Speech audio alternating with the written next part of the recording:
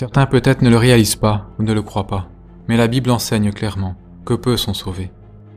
1 Pierre 4, 18 dit « Le juste n'est sauvé qu'avec peine ». Dans Matthieu 7, versets 13 et 14, Jésus dit que le chemin vers l'enfer est large, et la voie vers le ciel étroite, et qu'il y en a peu qui la trouvent. Dans Luc 13, 23 à 24, nous lisons « Or quelqu'un lui dit « Seigneur, y en a-t-il peu qui soient sauvés ?» Et il leur dit « Efforcez-vous d'entrer par la porte étroite, car beaucoup, je vous le dis, chercheront à entrer et ne le pourront pas. » Ces passages bibliques indiquent que malheureusement, seule une petite partie de l'humanité ne passera pas l'éternité dans le feu éternel de l'enfer. Pape Grégoire III, 739, citation. Il est écrit que petite est la porte et étroit le chemin qui mène à la vie. Fin de citation. En l'an 600, le pape Saint Grégoire le Grand parlait du petit nombre des sauvés. Citation. Plus les méchants abondent, plus nous devons souffrir avec eux dans la patience, car sur l'aire de battage, rares sont les céréales portées dans les granges, mais nombreuses sont les bottes de paille brûlées par le feu. Fin de citation.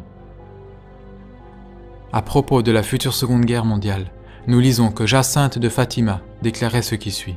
Citation. Lucie trouva Jacinthe assise seule, très pensive, ne regardant rien. Que pensez-vous, Jacinthe? Jacinthe répondit. De la guerre qui va venir. Tant de gens vont mourir, et la quasi-totalité d'entre eux iront en enfer. Fin de citation. Dans Matthieu 7, versets 21 et 22, Jésus dit que ceux qui font la volonté de son Père seront sauvés.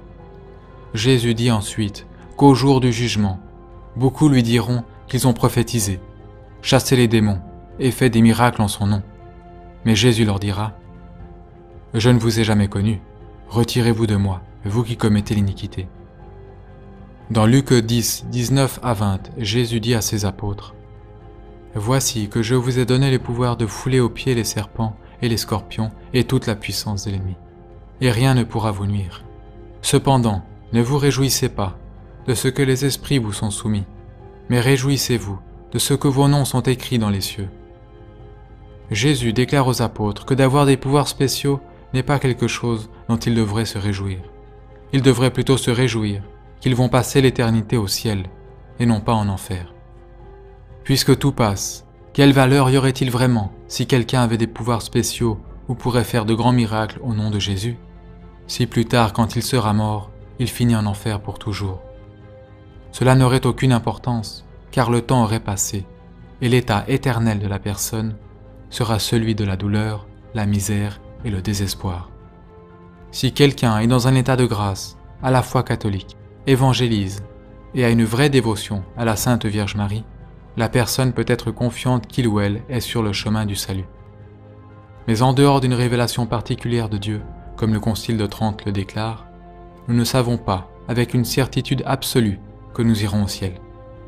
Par conséquent, nous devons travailler à notre salut avec crainte et tremblement, comme il est dit dans Philippiens 2,12.